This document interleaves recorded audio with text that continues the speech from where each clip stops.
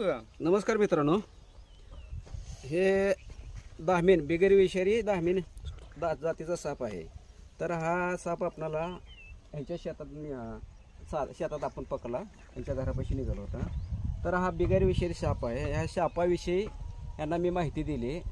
हा साप आहे तो शेतकऱ्याचा खरा मित्र आहे. कारण हा साप आहे ना, कमीत कमी वर्षाला 7 ते 8 हजार उंदरं खातो.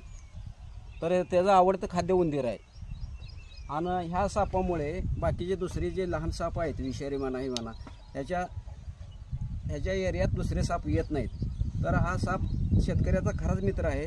तर यांना मी माहिती देऊन परत ह्यांच्या शेतात मी हा साप सोडत आहे. सर कुशल.